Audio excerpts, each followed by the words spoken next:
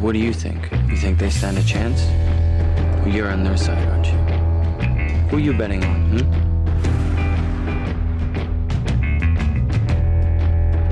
Magic mirror on the wall. Who is the fairest one of all? Look at these lies. One shall stand, one shall fall. Even if one of them survives, the only way to stop him is to make another movie.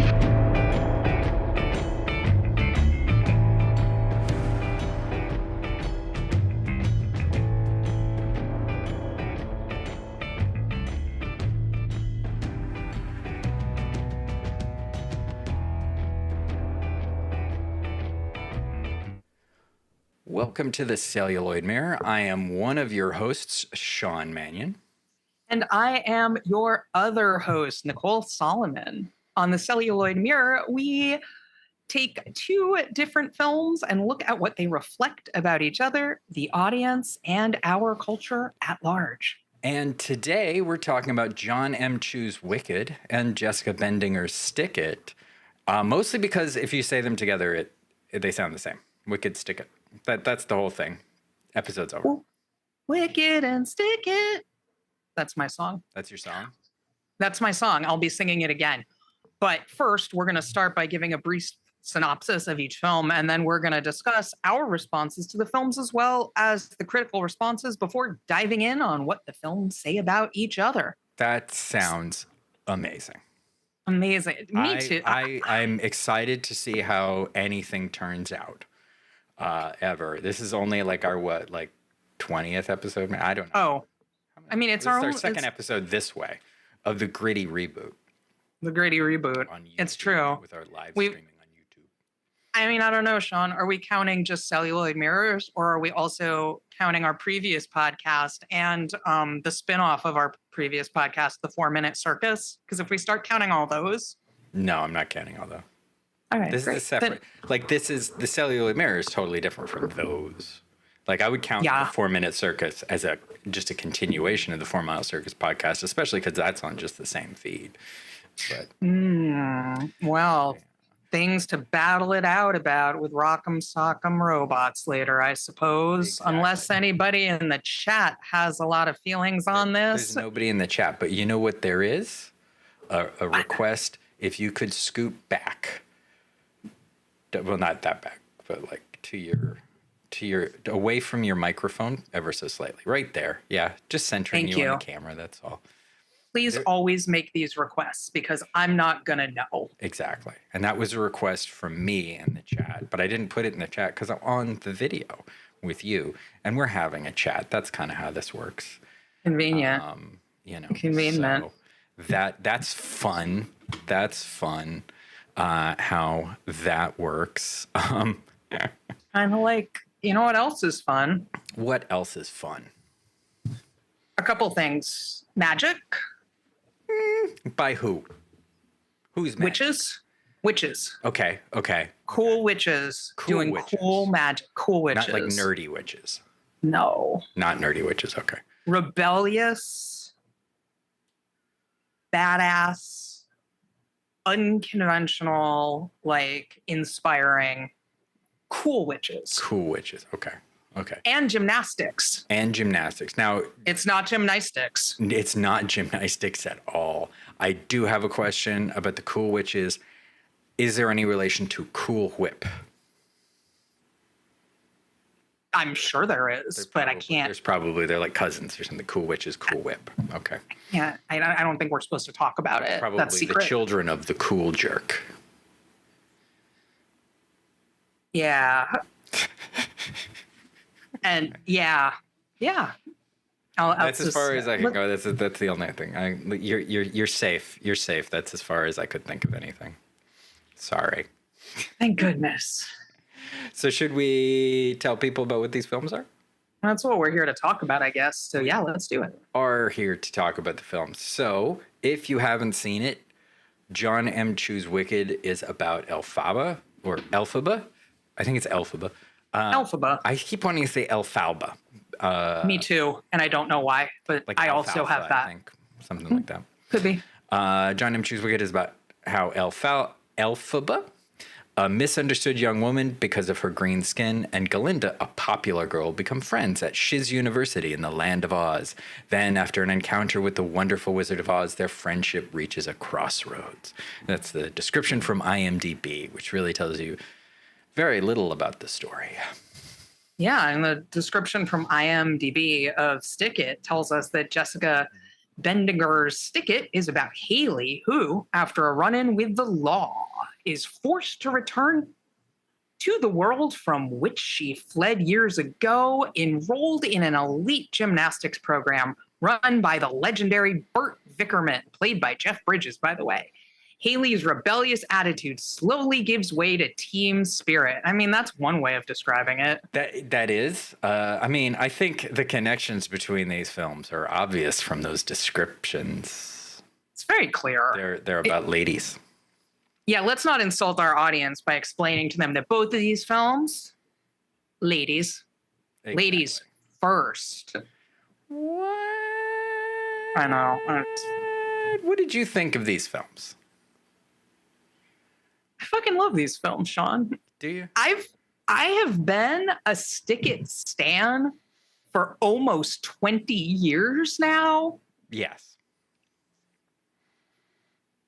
My boss once got mad at me at work because I was trying to convince everybody to watch Stick It and was explaining that it's better than Bring It On, which I don't even stand by. I'm not saying it's better.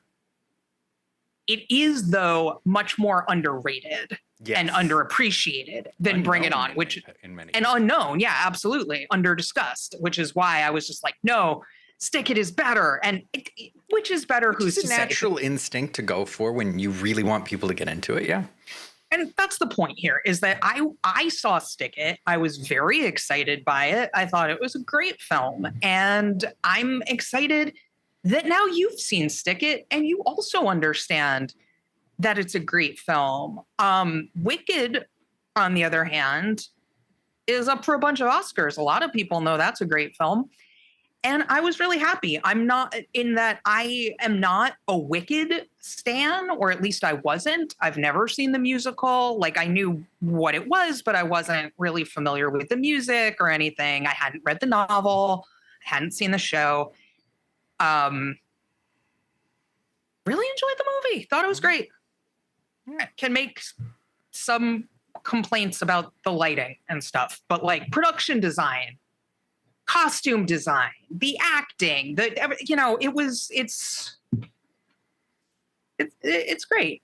And what do you think about these films? I very much like Stick It. I definitely wouldn't go as far for me to say that it's better than Bring It On. I think it has more to say than Bring It On, but I think it's actually saying probably more than Bring It On and is a little bit slightly deeper. Not a lot, but slightly. But as far as like overall like film, I think, and we are comparing to Bring It On. I can't remember if you mentioned or not, because Bring It On was written by Jessica Bendinger. They are they are similar films in that Bring It On is cheerleaders are gymnasts, but with shouting, and other things. Pom-poms. Like there's a lot of related skills. There's a lot of related skills. But Jessica Bendinger wrote Bring It On. That was very successful. She wrote Stick It and directed Stick It. And it was less successful, but it is excellent. And I think that there's a lot going on in it. And less financially successful. Successful. Not like as a film, just... I mean, that maybe, but what you were referring to. It depends. Like from a couple of standpoints, like I would say that, like I said, I think that it has more to say. I think it does a lot of interesting things. I love the way it's cut. I very much love the way it's cut. I enjoyed revisiting it. The first time I watched it was over the pandemic with you and some other folks on text, and that was super fun. It was a nice film to discover, basically, to be like, oh, okay, my friend really likes this, so I'll probably at least like it somewhat. You know, usually that's the case. But then, like, it had that moment, I think, when they're doing the training montage and suddenly they're just kind of showing them all at once, like going up to the bar and spinning around, because they composited those all together, and it was really visually interesting and something I wouldn't have expected. And I was like, oh, cool. You surprised me. That's awesome. And then, you know, the story stuff is really good. And I'll always have a special place in my heart for Bring It On. So it's probably not fair for me to talk about, to compare them like that. They're both wonderful and people should watch them both. Anyway, Wicked. I love Wicked. I have not read the book. It has been in my house for a long time because my wife has read it for a long time. And apparently I accidentally left reactions on my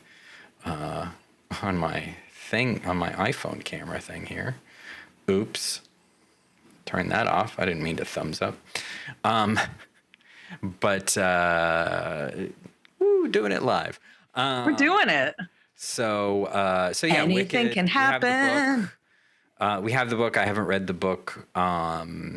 You know, I broadly like the Oz stuff. Actually, in general, my household has my wife has like almost every Oz book, if not every Oz book. I'm pretty sure she has, in some form or fashion, every Oz book from at least the original run of Oz stuff.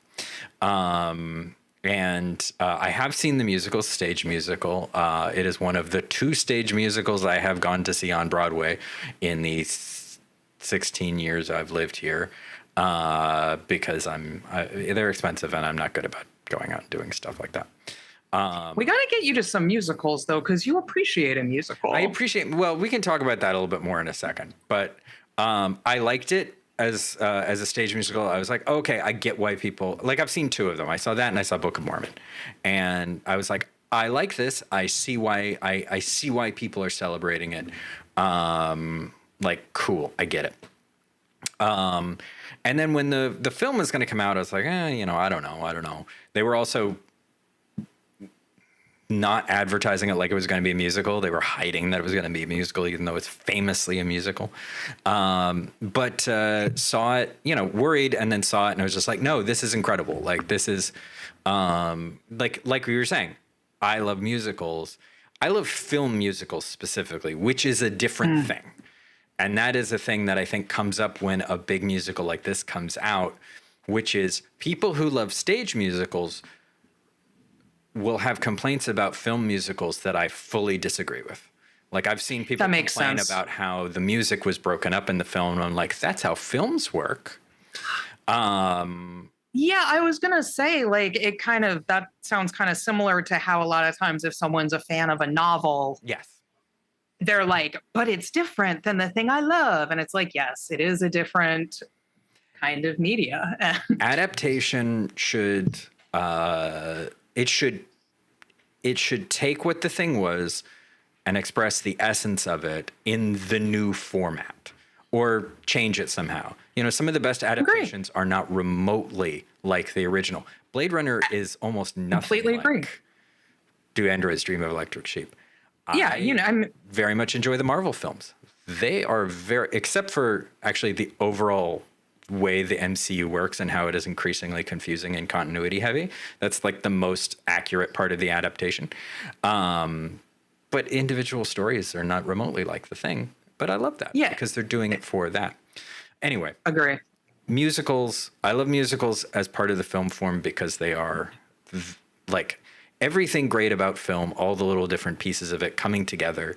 And when you do it well, and Jon M does it well, this film, In the Heights, I'm excited about it. I'm excited about the second part of this. If he does any others, he knows that all these pieces go together. And I do think that Wicked does it very, very well, and does it very well practically when in today's filmmaking world at that budget level, they might not have.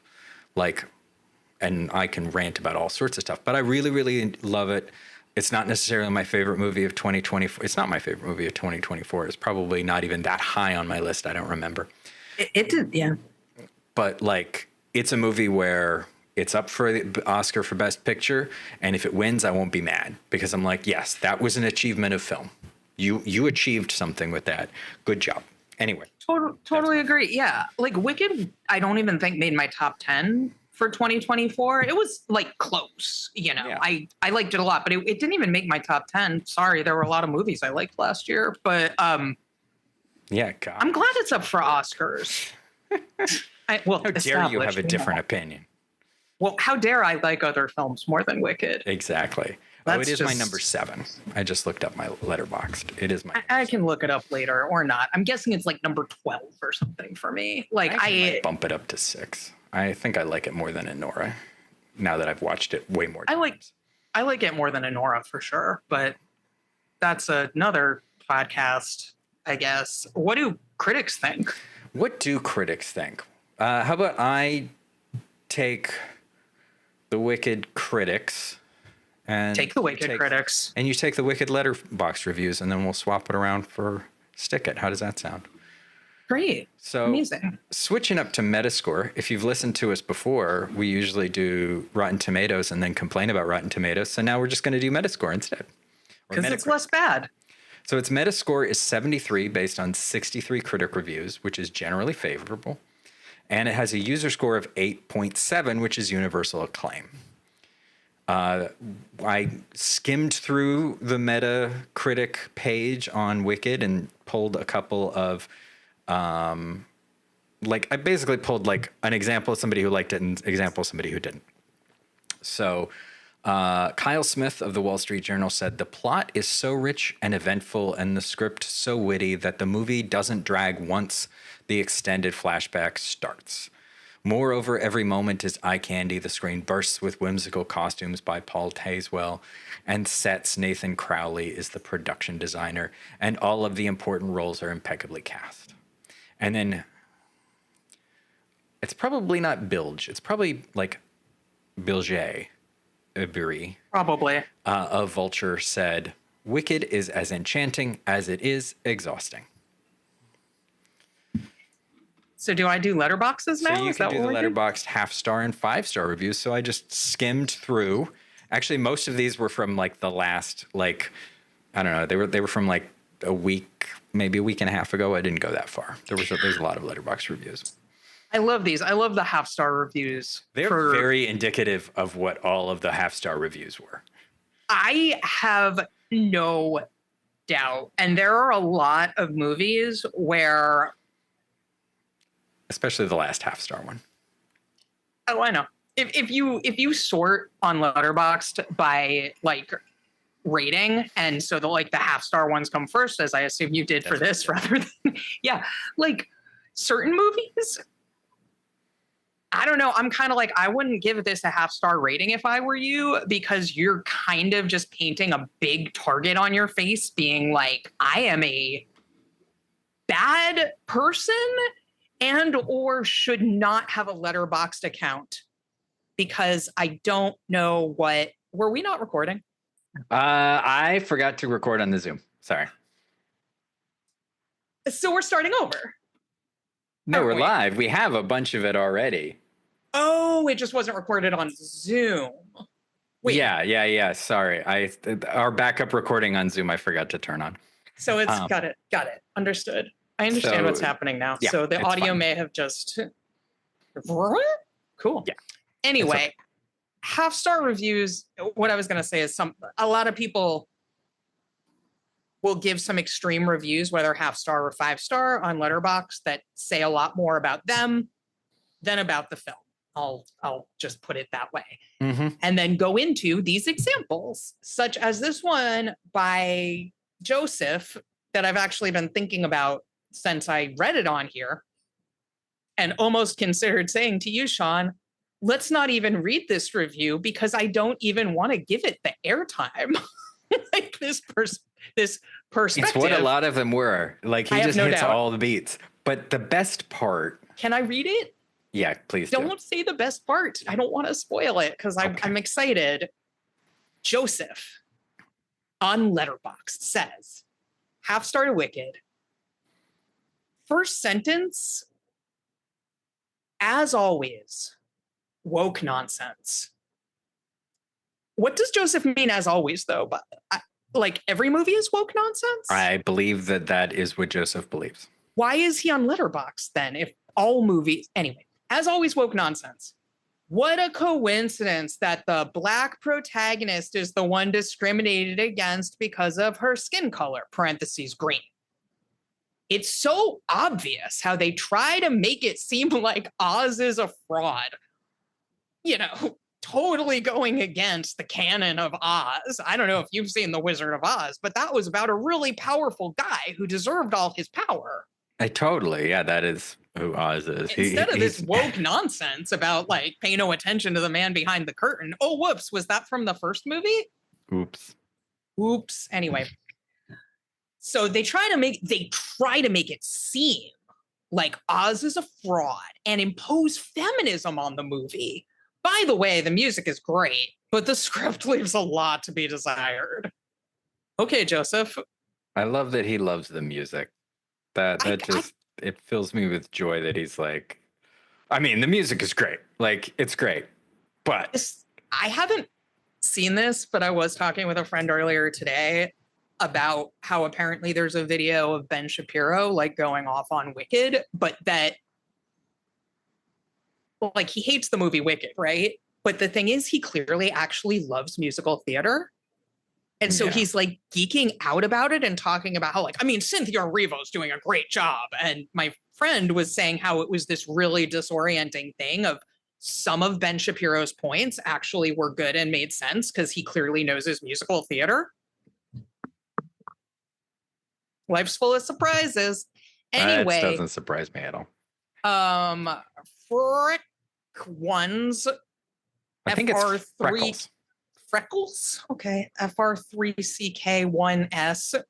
Mm-hmm. Fuck. This is all caps. Almost all caps. The last parenthetical is not. But fuck Glinda. She's such a fake friend. In what world are they the epitome of friendship? All she does is use her and manipulate her. Elphaba deserves so much better. Fuck this movie and fuck this story. Parentheses. The actors play the characters great, but when you're given trash story, there's nothing much to do.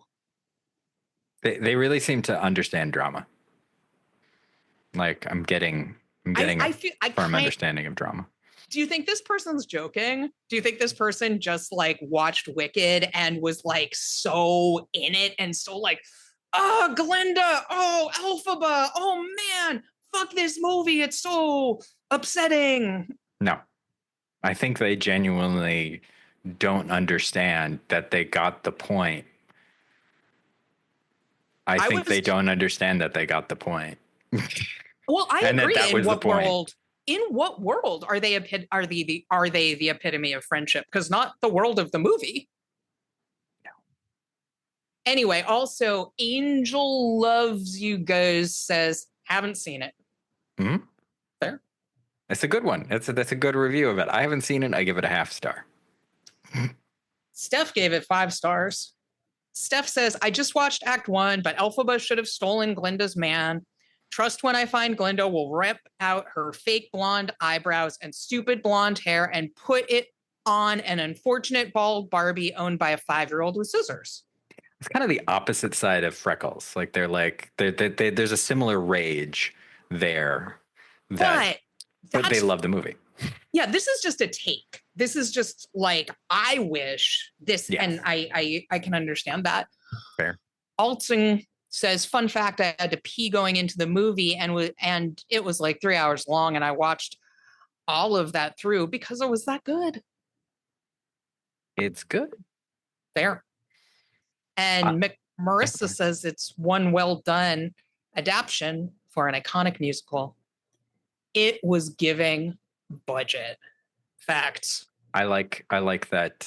I like that thing. It was giving budget. And like for a change, like it looks good. It looks great. Like, yeah, there's a lot of practical stuff in there. It still blows my mind that train is something that they built. The train and the library, right? Yes, the library. That library sequence. Just watched it last night, so it's a little fresh in my mind. Yeah, the production design, like I've been honestly, raving about that sequence. Yeah.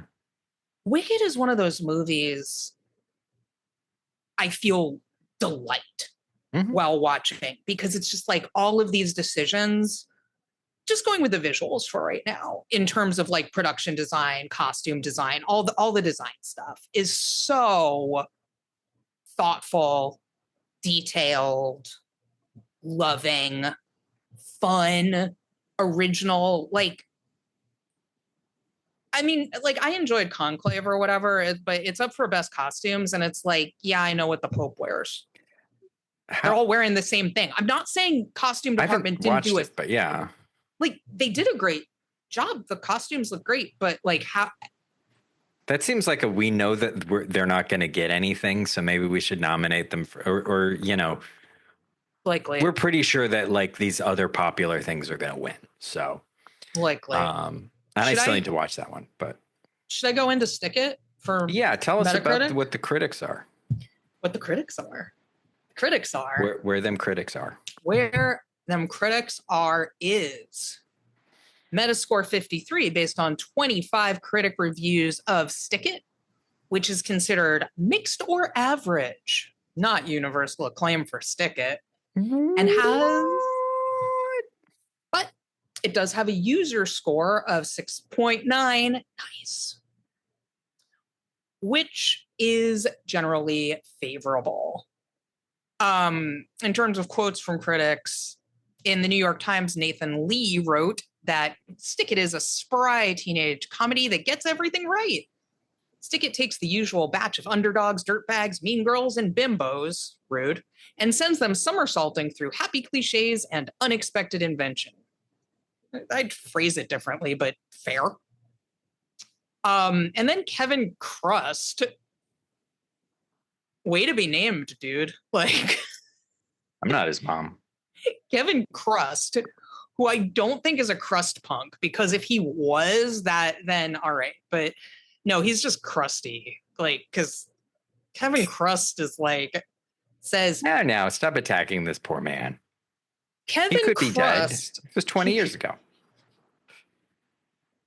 Well, he said, the film strives for some type of a girl empowerment message that equates trading one type of conformity for another with self-determination. What? But muffs, interesting choice of words, the dismount and stumbles on the landing. In other words, it fails to stick it.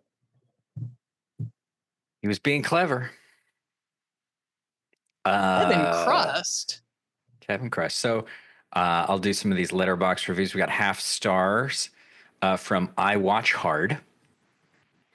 We have pretty shifty acting, a real Sunday hungover as shit type of flick, which in fairness, like if I still got hungover, it would be a good one for that. Like, okay, Totally. let's watch this. It's what when I was a kid, I would have called it a great like sick day movie. Like if I was sick and my mom came home from Video Ithaca with Stick It, it didn't come out till 2006, so that wasn't happening, but I would have been like, this is perfect. You know, it's not too taxing. It's super entertaining. It's very colorful. It doesn't make you work that hard, but it's also not like it's a smart movie. It just doesn't make you work that hard. Yeah, exactly. And then Matt K.E. said, has some cool shots. It definitely reminds me of early 2000s films. Likely because it is an early 2000s film, Matt K.E. And then Pepper4NN, which I assume is Pepper Ann, which I believe was popular with the kids just slightly younger than me.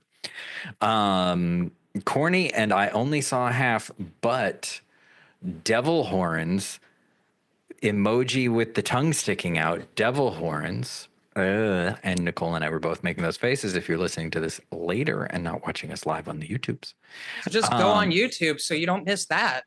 But the devil horns and the tongue sticking out, and Blink 182 plays in the background.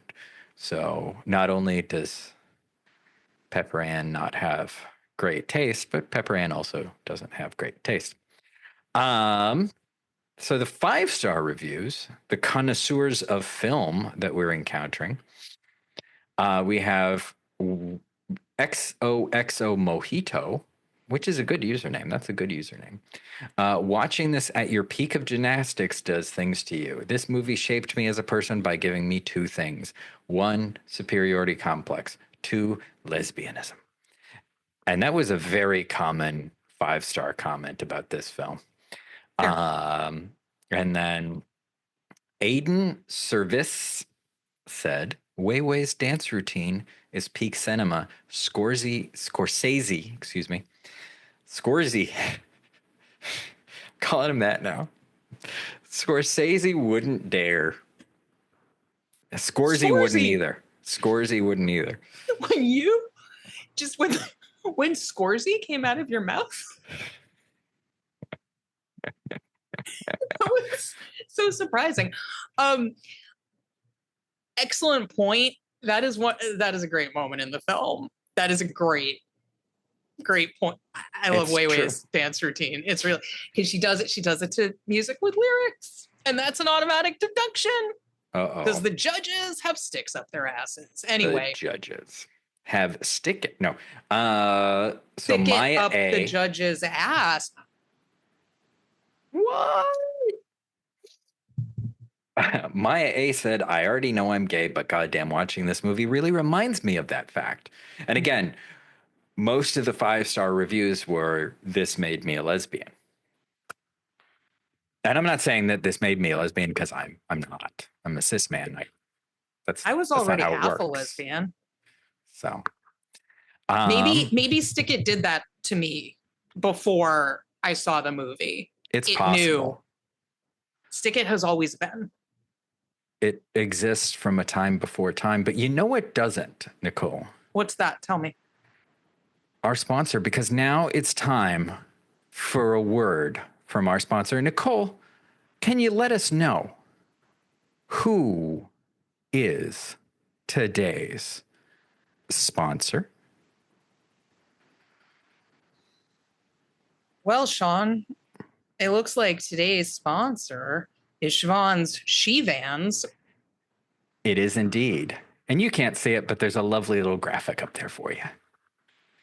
I can't see it? Oh. You can't, well, if you go to YouTube, maybe. I can't wait. Oh, yeah. Let me scroll up on YouTube. Oh, this is terrible. What's happening? I guess I should be doing an ad and not... for Siobhan's. Oh, yeah, I see it. So, sometimes when you need a she van and it's really important to you to honor your Irish heritage. Okay. I know you know what I'm talking about, Sean. I know exactly. I'm not Irish, so I don't know, but you know. And I think you have a feeling that, I mean, I guess it's just obvious that if you're going for a van, you're going to go for a she van, because why wouldn't you? Apparently, this is an option we have I wasn't aware of, and now I'm going to avail myself of it as soon as I learn how to drive, because I can't do that. But you can. I think I've even driven in a van with you before, Sean. Yes. You've driven a van. Mm-hmm. And so you might be interested in Siobhan's She Vans, because they're from Siobhan, and you can trust her because she's clearly Irish, right? Is there anybody named Siobhan who's not Irish? I mean, probably people are stealing all kinds of stuff from us. Oh, shit. I don't know if I can do this ad if Siobhan is just like British or something and just stole that name and then just painted her She Van green, pretending like it's the look of the Irish. I mean, this they're a may sponsor. Be a first. You gotta, for the almighty commerce. You're right. You just gotta sell out. Sell out, Nicole. Sell out. So, it's the United Kingdom, and so we all have to stick together. And it's really beautiful when colonizers steal the culture of the people that they colonized and then use it to sell tacky Shivans. So you should just go get them. You should just go get them. All of the Shivans from fucking Siobhan. Fake ass Irish bitch. Excuse my language, but I just feel this strongly. But, listeners can get 30% off with code TCM. Just go into Siobhan Shivans on Route 13. You know where it is. It's Nowhere. next to Bennigan's. Oh, right. Unless you have anything to add, this one really threw me. I don't know what a Shivan is. Well, do you know what a Shira is? I know Shira, Princess of Power. I assumed it was related. Great. And I think we're back. And that was our sponsor. And that, Sean, is today's sponsor. We've learned. Hey, I kept it under 5 minutes, I'm sure. I have no idea. I wasn't. Yeah, I don't know. Anyway, let's have a discussion about what these films have in common. What do these films reflect about one another? Well, they are both films about teenage girls trying to organize their peers against injustices. It's true. So for a while now, we've wanted to talk about Stick It. You specifically wanted to talk about the effectiveness of the organizing. Can you give us just some context for what is the organize? Like, because you're so well versed in the film, and it's not covered in that synopsis. What happens?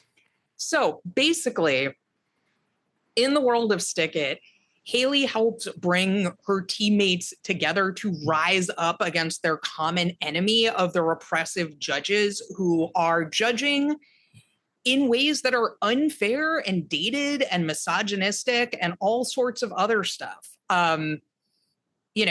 Everybody's going to compete in these tournaments where a lot of times excellence is underappreciated. Like excellence, innovation, all of that is kind of less the thing than just being really nice and dotting all your I's and crossing all your T's and making sure your bra strap doesn't stick out and making sure you're doing all the stuff that judges like not having any of that hip hop music or anything with lyrics and, being very ladylike and following all of these super archaic and sexist rules, basically, right? So for Haley and her teammates, both on her team and also the girls on the other teams as well, there's stakes for everybody involved. And what they end up deciding to do is direct action. Like they basically assert their power by deciding who should win each routine amongst themselves and then using the unfair rules against the judges. So for example, spoilers for Stick It at nationals at the end, one girl's routine, you can see her bra strap a little bit. And so the judges deduct points, even though she did like the most amazing routine that everybody was like inspired by and in awe of. So then because the other girls thought that was unfair, when they went up to compete, they would like show their bra strap or whatever. They would like not do the routine at all. They would scratch, they would go up, they would basically do a motion of some sort, and then hold up their arms like that's the end and walk away. So the judges would have to give them a 0. Mm-hmm. So they basically, by all coming together, would all intentionally scratch their routines and use the judges' stupid rules against the judges so that they could choose who they thought deserved to win themselves. Everybody shares in that. And even at the end, the girl who like was set up as the rival to Haley, our protagonist, who's like blonde and the one, maybe that one critic was calling a bimbo, I guess. Like even she like becomes a friend and joins in and takes risk. Everybody's taking risk. Everybody's taking reward. They're doing it collectively, and they figure out what the weakness is in this unfair system that they can exploit to, basically remove the judges from their position of power because there's nothing they can do about it. And I've been wanting to talk about this for a long time because, as Sean has heard me complain about a lot, I feel there is a conspiracy to not depict anything of remotely realistic. I don't know how realistic this is, but you could do this. Like, this does make sense of depicting any kind of like organizing. I feel like people generally do not know how political change happens. They think an important leader gives a big speech and then there's a big march and then like change or something. Well, I think Wicked ends up being a good pairing for this, and why I thought of it, because it is the ineffective other side of it, but I do think that it shows the ineffectiveness because, so for context, what we're talking about with Wicked, again, it's not in that synopsis, and spoiling it, we have to talk about these movies. We're going to spoil them. And if you haven't seen Wicked, I'm sorry. Watch Wicked and then come back. Stop listening, and you probably aren't listening anyway. So anyway, the part of Wicked we're talking about isn't even like the plot around her like having powers and being pals with Glinda and all that. It's the more or less the subplot that ends up becoming the most important part of the movie, that gets her cast out, which is that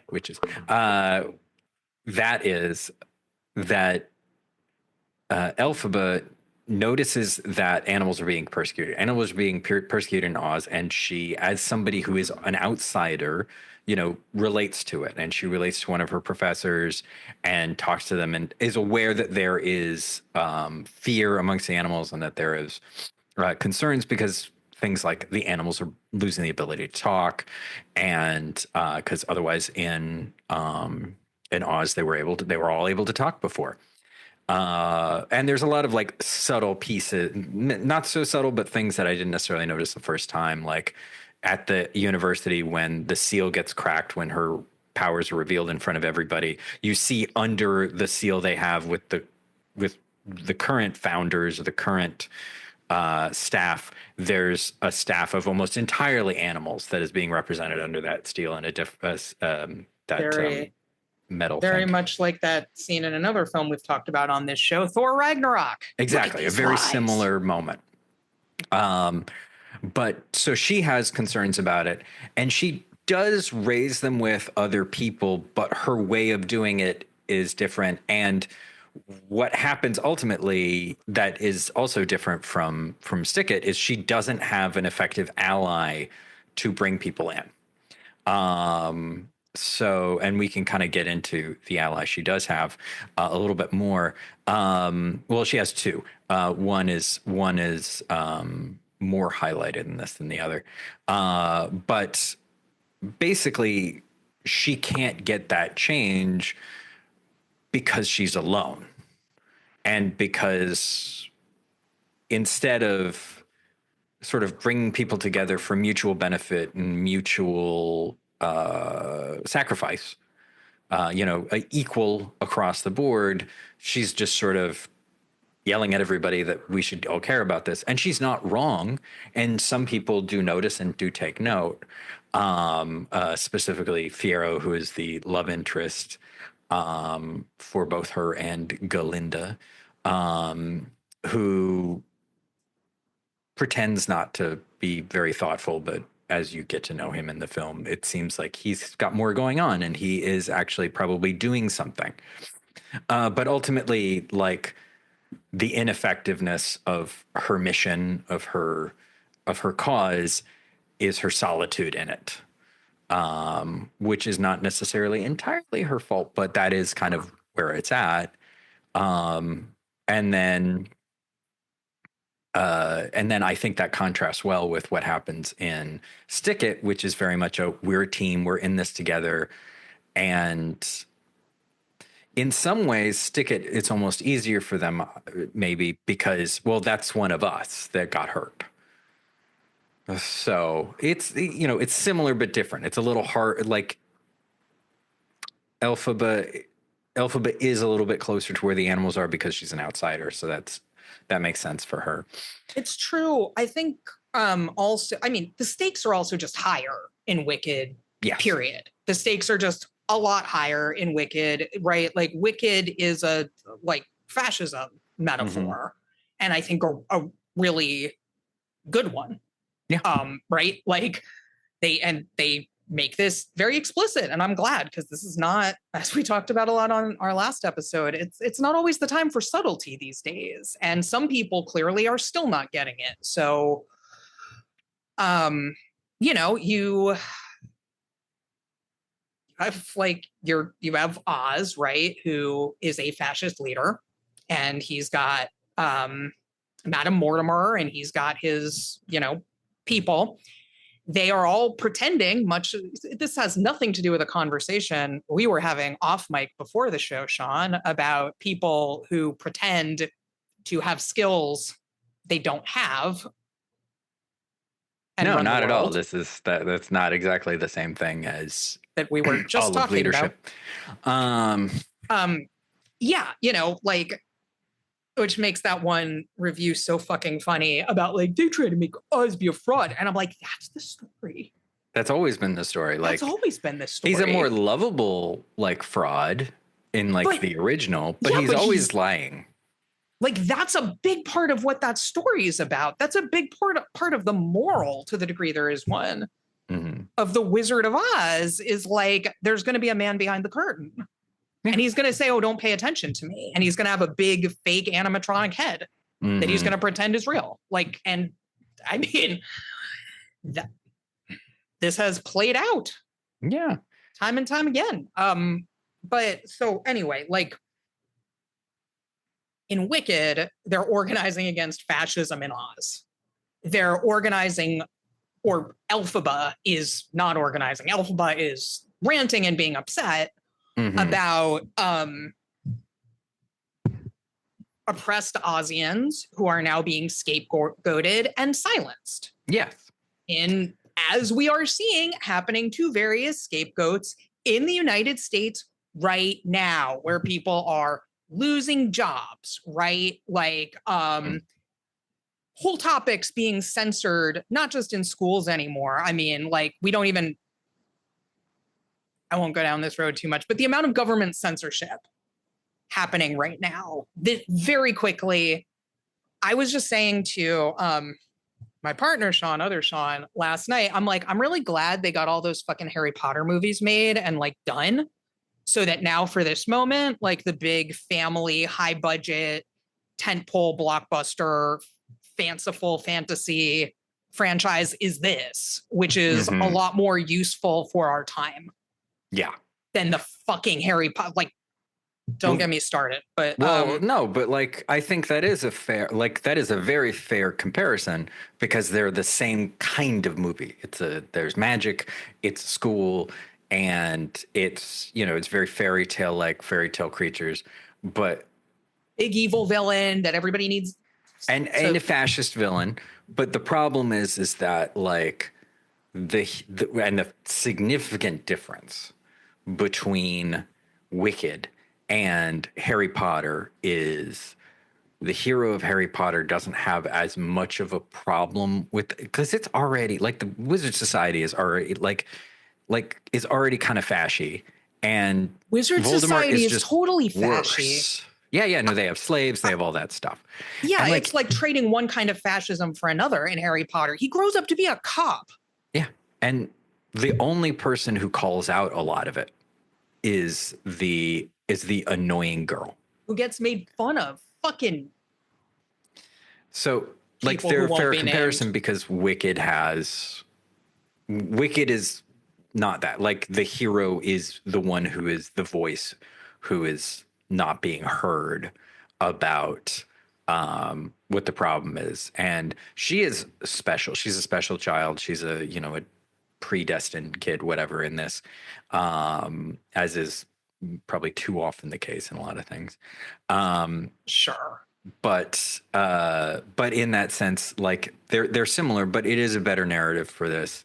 I think it should be an instructive narrative for people about what not to do, which is you don't just yell at everybody that this is wrong and then go appeal to leadership and ask them, well, can you fix this? And then you're going to discover they're the ones doing it, right? That's the thing. Ultimately, I just thought of this. You could argue that Elphaba's fatal mistake in Wicked is the fact that she let herself trust Madame Morrible and was like, oh, even though she hadn't seen any evidence that Madame Morrible had any magical powers, she and I feel for Elphaba, like she needed an ally so bad.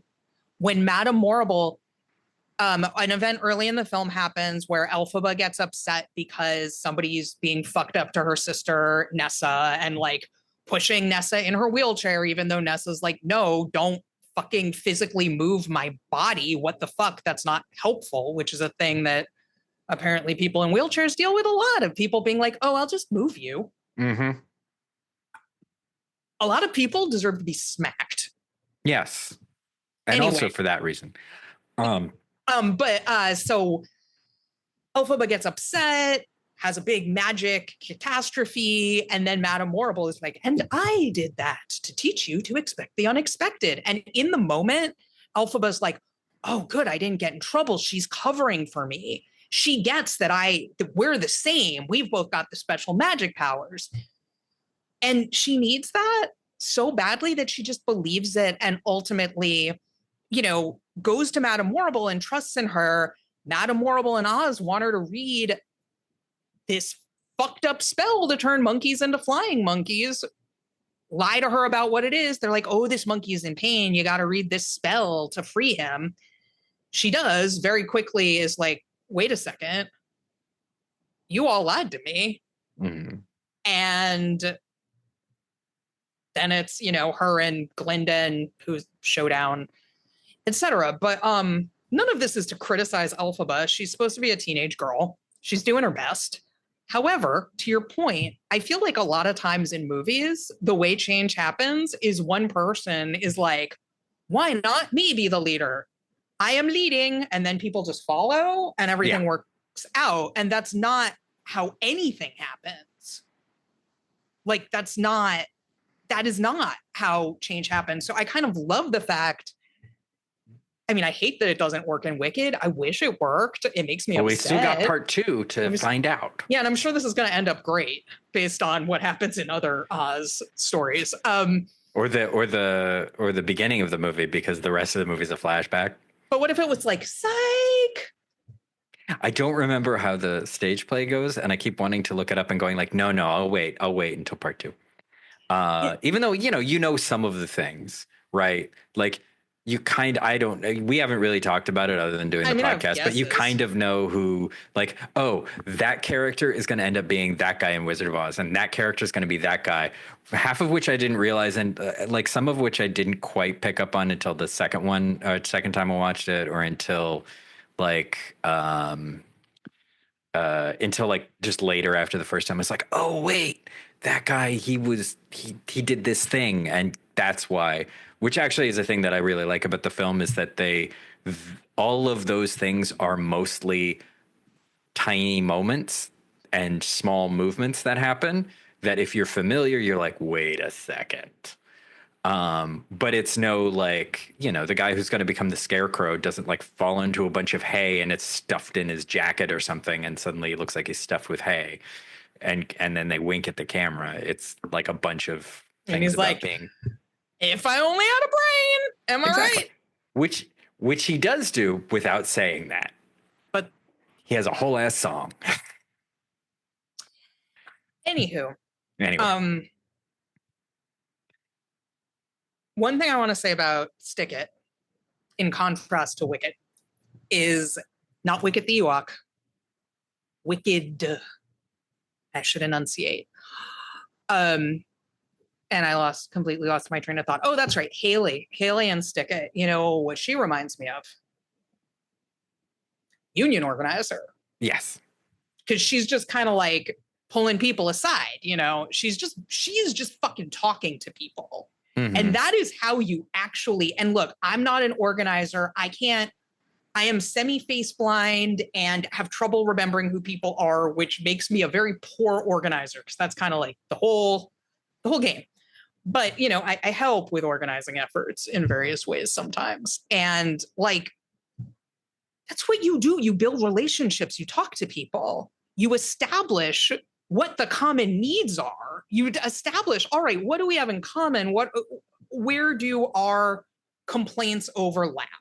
Where does this come together? How do we leverage the power that we have collectively to get our needs met, right? And like Elphaba doesn't do any of that. She's supposed to be a teenage girl who's been treated badly by her family and shit. It's not like you can fault her for that.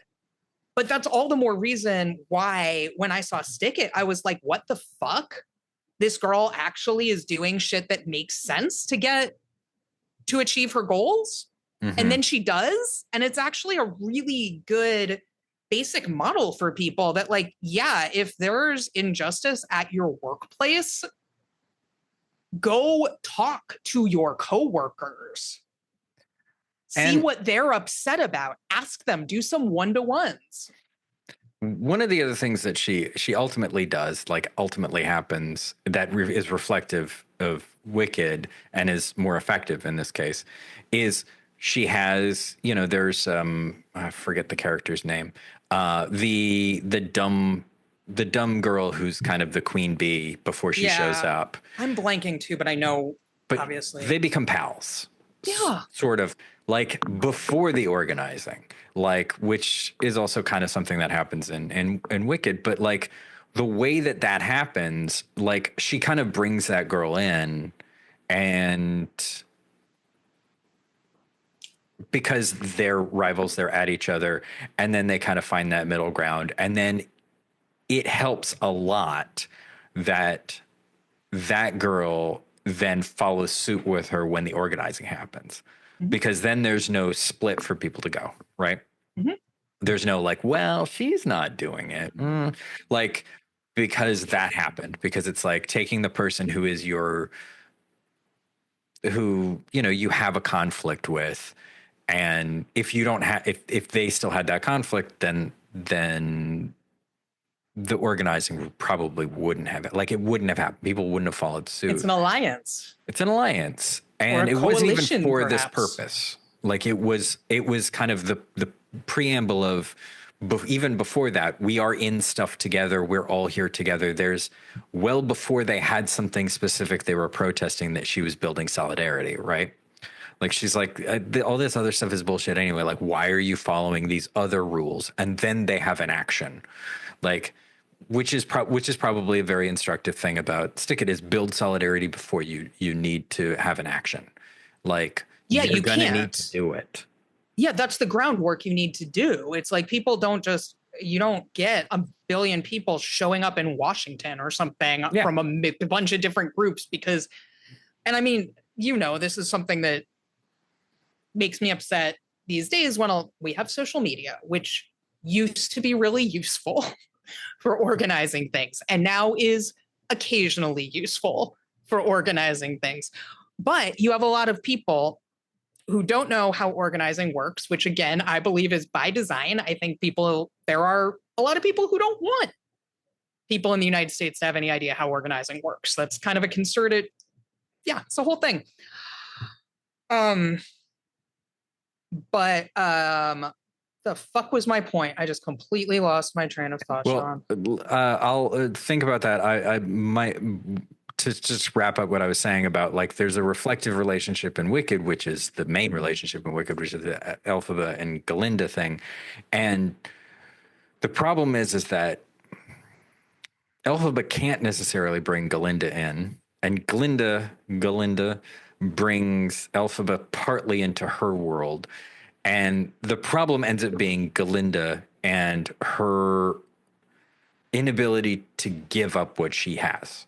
And she knows very much what her power is. And there's a very important scene where she basically makes Elphaba popular the dance scene, which is a very good scene. There's even like some, I noticed just rewatching it for the podcast that there's a lighting cue when she kind of steps onto the dance floor and it's like, no, we're going to be together where there's green light on her face. So it's like, there's like little things like that.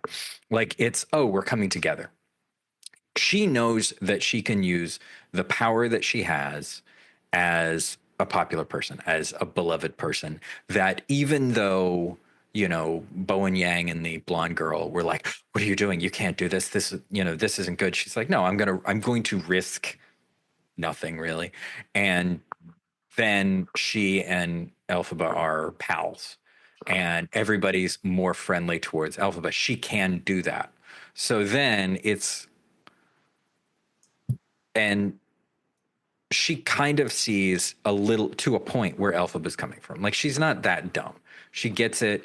She understands that there is a purpose, like, oh, I should care about this. And she does the you know, she becomes the Paul Bettany character. We talked about Dogville last time. She's like the Paul Bettany character. She's the fake ally in that, which she's like, oh, I'll change my name because of how he said it. No stakes. Like Barely changing her name. Changing your profile picture on your thing. Like making it a black solidarity. square. Okay, cool. But then when the moment comes and it's like, come with me, join me, I can understand why she doesn't. Like I totally understand, like that's scary. Like it's relatable. However, she just made it guaranteed that Elphaba can be villainized. Yeah, if she had gone with, because that's solidarity. That's the thing. Exactly. And if you've ever, without getting into like off topic, you know, memory lane, if you've ever actually put yourself in a position where you are giving something real up, or you are actually putting yourself in harm's way in order to be in solidarity with somebody else, because you know that if they have to deal with the both of you, or the 20 of you, or the 100 of you, or the 420 of you, or whatever it is, that's going to work better than one person being like, this is unjust. Because if you have to deal with the group, that's where your power lies. And so, like, you know, that's part of why I get why she didn't do it, but it's also like, kind of should have just done it. You could always leave later. Yeah. No, and I agree with that. And I think that's really what like, I mean, that's the terrible thing that she does, which is like, it would be another thing if she wasn't aware of the power she had, but she, like, they give us that scene where she very, very clearly understands the power that she has. She has a whole song about it. I mean, it's basically popular. Exactly. And it's like, Elphaba's got magic, Glinda's got popularity, and that is her magic, you know, that she can sprinkle that onto other people. Yeah. It's not about the fucking flower she put behind Elphaba's ear. No. It's about her being like, I approve. It's about her co-signing Elphaba. That's why. Yeah. That's what it is. And similarly, like Bowen Yang and the blonde girl, whose name I unfortunately can't remember, even though she's a good actress who's been in a few things, and I always really like her. They're looking up to Glinda. Glinda's the queen bee in that little friendship. Yeah. They're like her little, you know, clingers. Yes men. Yeah. Yeah. So of course, in the dance scene, when they're like, what are you doing? It lets Glinda feel like feel pretty good about herself, but she, like you said, she's not risking anything. You know what? You know who Glinda reminded me of when I rewatched? Who's that? Both like Emma in any version of the story, Emma, or also Cher Horowitz in Clueless. Yes. Like she reminds me a lot of that type, but it's kind of like, whereas Clueless and Emma are about like finding that character lovable and she means well, and even if she makes mistakes and causes problems, like she's the protagonist, you know. And this is kind of like, well, what if it wasn't just a nice story about like getting people boyfriends and stuff, but what if she actually really had to, like, would Cher Horowitz stick her neck out that far? Probably not. No, I don't think so. But that also speaks to why, you know, I don't think Glinda's hateful. Maybe in part 2, maybe at the very end of the movie in a way, but I find her flawed and likable. You know, she reminded me so much of Cher Horowitz. Like, she means well, but she's also a pretty selfish person. Yeah. Those two things can coexist. Yes. I mean, often does. People like, I mean well, but you mean well, but you are only self-interested.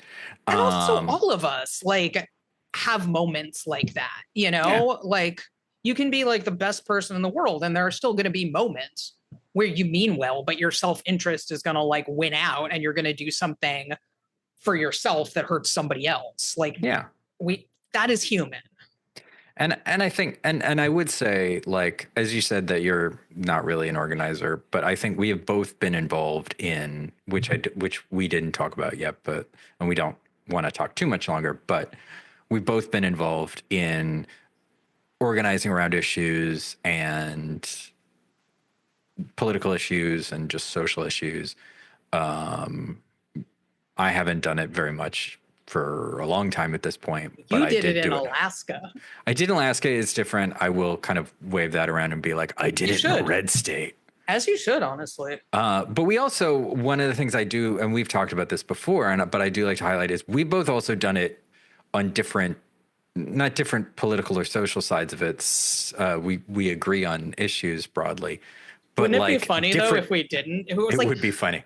But no, on different sides of like how you do it. Like mine was much more like mainstream official channels type stuff, like meetings and boardrooms and stuff like that in nonprofits and in the Democratic Party, which is one of the reasons why I'm extremely critical of the Democratic Party, not because I'm an outsider going like, why don't you guys do stuff? Because I know exactly why they don't do stuff. And because every criticism of them being weak and afraid is absolutely correct, because I remember those conversations and being like, why are you guys like this? No, I've been thinking about that pretty explicitly and how they lose elections, like that they shouldn't. We shouldn't have Sarah Palin, but the Alaska Democratic Party handed it to her. Like she won because she primaried the governor at that time, Frank Murkowski, who was wildly corrupt and unpopular. Like wildly corrupt and unpopular. And then they put up their previous governor, the previous Democratic governor, because technically he could run for a third term. You just couldn't have 3 consecutive terms. So they were like, let's go back to that well after his lieutenant governor had lost in the previous election. And it's like, I remember even at the time, because I knew I wasn't involved directly anymore then, but this was almost 20 years ago now, but I do remember going like, why are you running him again? Don't you have a new candidate? Don't you have something new? And the Democratic Party at large keep doing it. Anyway, that has nothing to do with any recent elections, though. Nothing to do with any recent elections. Happened recently. It is the same thing that they keep doing.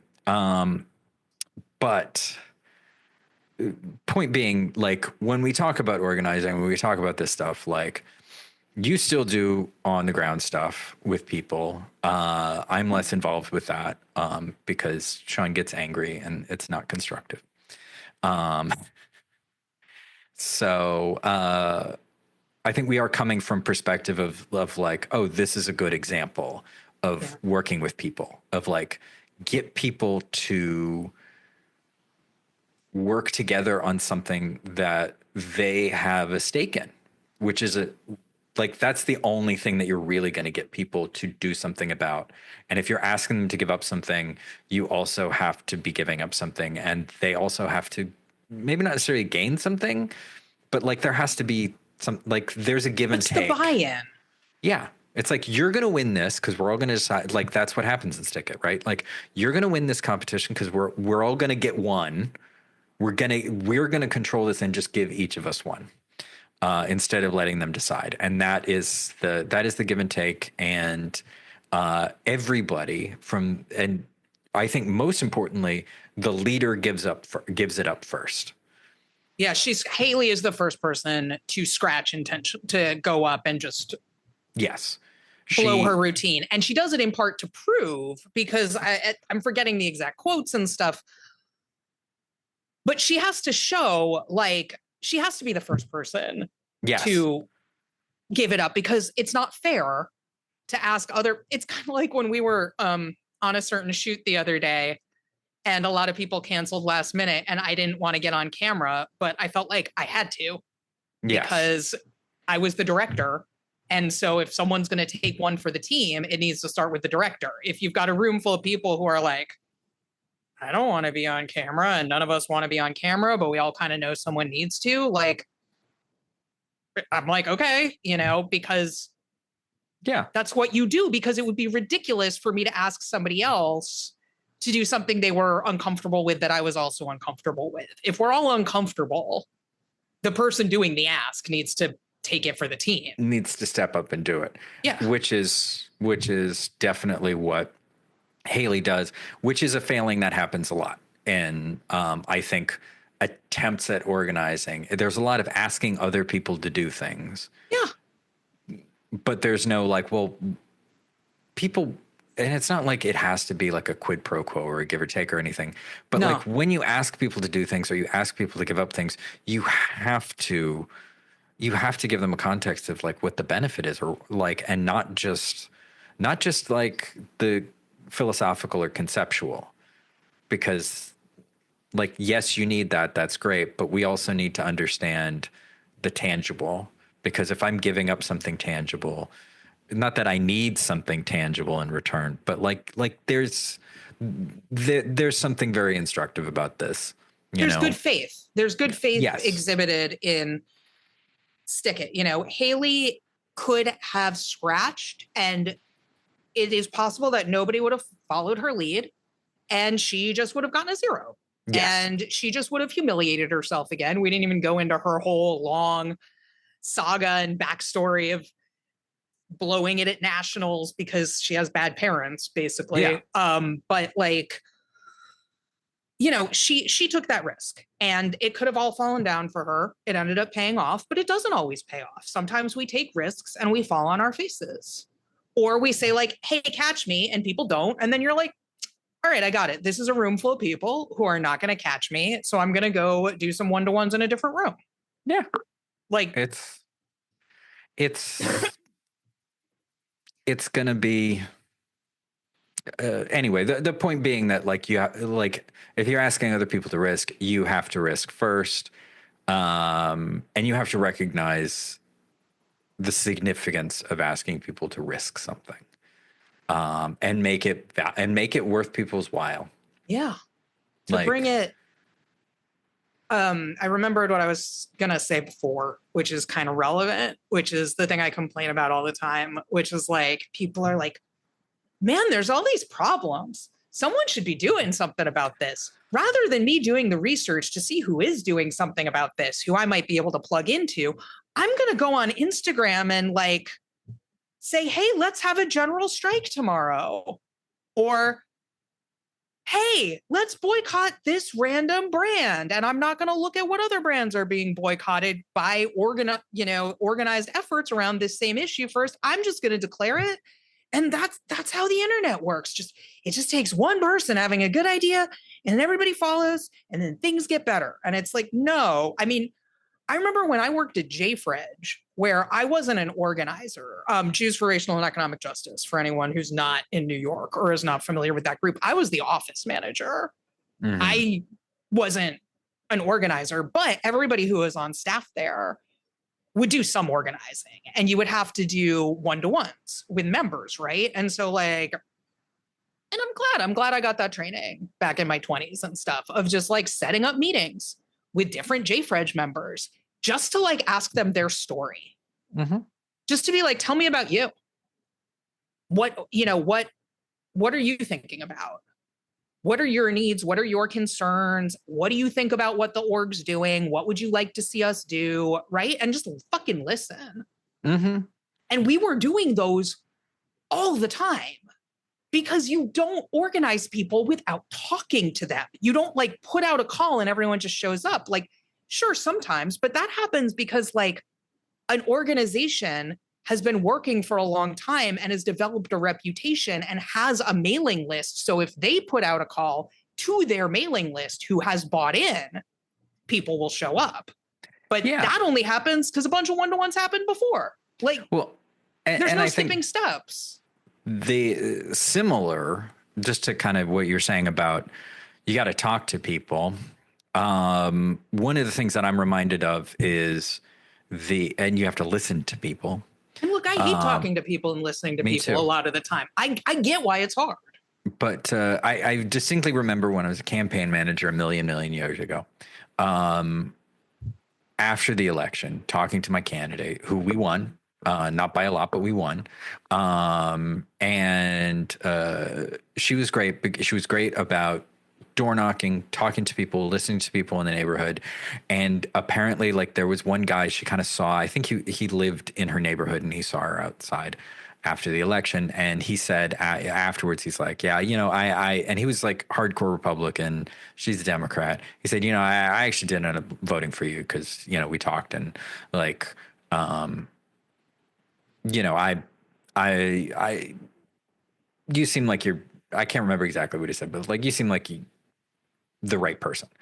And this is Alaska where I grew up. It's a very red state. There's not a whole lot of that sort of thing that's ever going to happen is people going like, yeah, no, I'm just going to like cross the lines in that direction anyway. But it was because she would go and she would talk to people. And more importantly, she would listen to what their concerns were.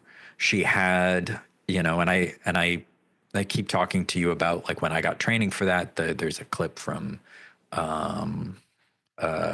Bull Durham about talking to the media, which is about staying on message, which is just about like have your talking points and stick to them, which is what you do. You have your talking points and stick to them, and then you listen to people. And a lot of people don't have that second part. Because you also then just talk to people. You don't promise them anything. You just listen and you commiserate and you treat them like a human being. And that's what she was great at. And that's what some other people weren't. And I'm not even thinking of anybody specific, but like the people who were winning and the people who were doing well.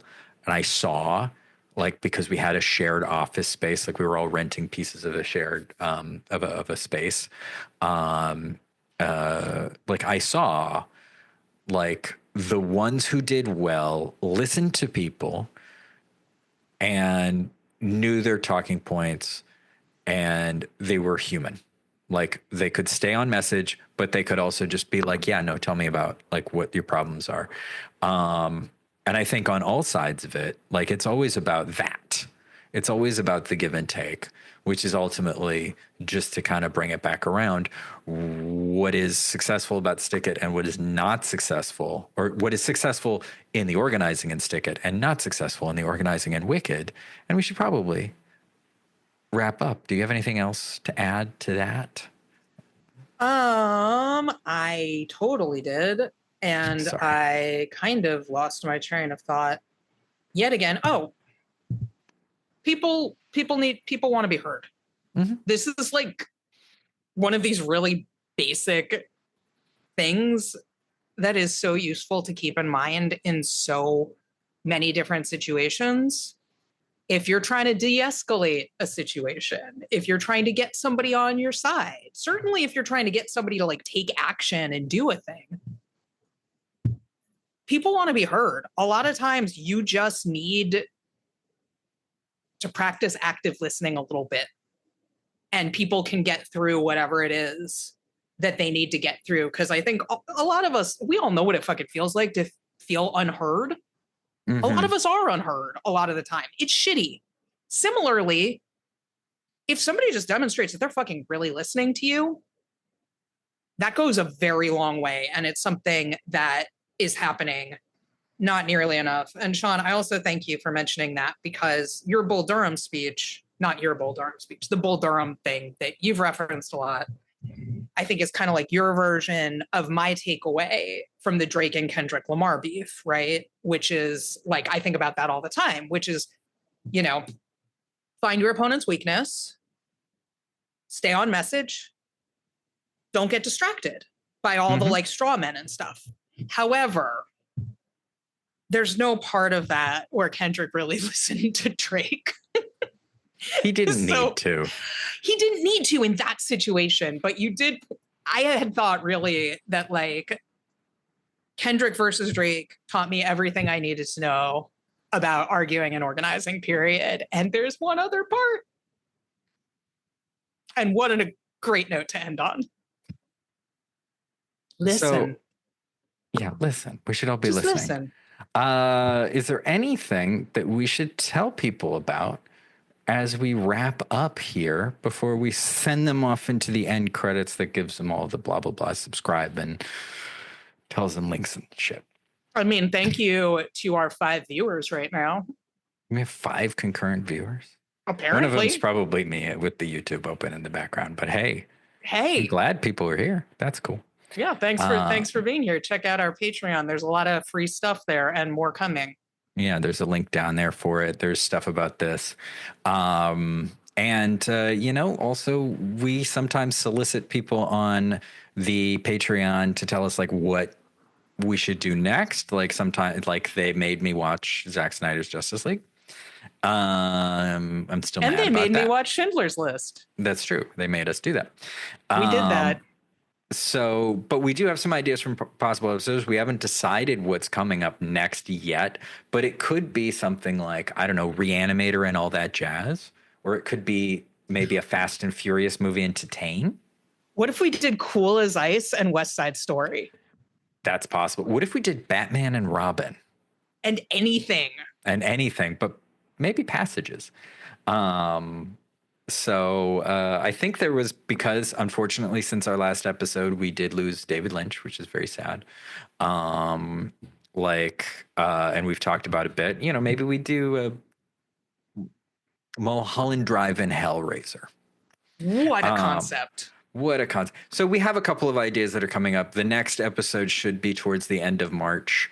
I think these are going to continue to be roughly monthly, which has a lot to do with our schedules right now. Who knows? Maybe we'll do them more often. Like, we don't have to commit to anything. Like, maybe if I quit my unpaid part-time, not organizing job. Well, I'm literally not in the country for 2 weeks. So in March. So I am off to hunt down Siobhan's. No, Siobhan's. You gonna find the original source of the Shivans? Exactly, the Siobhan's Shivans. Send me some photos if you can get close enough for a clear picture. But thank you for sticking with us. We will eventually learn how to stick to that new time limit of an hour. I think we just need to tweak some of our setup there and just get to the meat sooner. We are again shorter. This is still a shorter episode than a single fucking episode of the show in the old format. It's true. We are getting to the point a lot faster. Of course, people would get a cut down version. Not that we're doing that now. Yeah, but we're not doing that because that took a real long time. It took way too long. It took way too long. Anyway, thank you all for joining us. Watch Wicked and Stick It. Wait, watch Wicked and Stick It. Subscribe. Wait, hold up. Wicked and Stick It. That's great. I would try to join you, except for I can't sing for shit. I think I can do better. You can do better? Go for it. I can do better. Wicked and Stick It. That was different. People can subscribe here, and you can, there will be another live soon. There's other stuff we're doing. If you prefer audio, or if you're listening to this on audio, subscribe on your favorite podcast platform of choice. Leave us a review. Yes, leave us reviews. Nobody's done that in a while. Stuff everywhere. Leave comments, leave messages, share it with people, tell people to listen. Yell. Argue with us. Yell the celluloid mirror out the window. And we like to argue. You can tell us why we're wrong. Like, I always say to my students. And argue with us. That's great. All right. Thank you for joining us, and goodbye. Bye.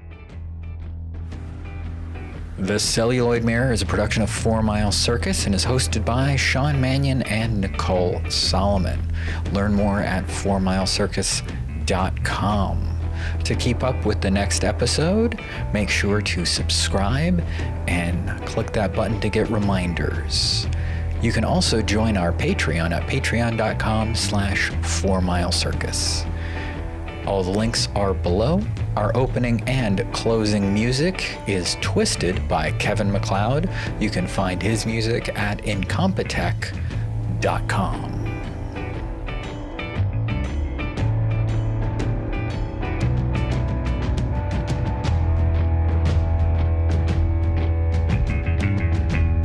I ended up in that hall of mirrors. There was another girl. She looked like me. Exactly like me.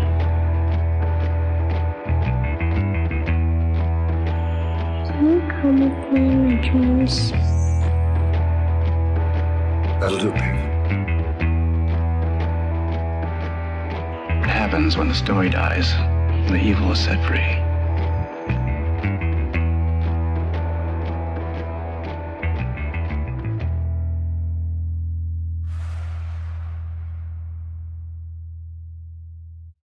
I have to return some videotapes.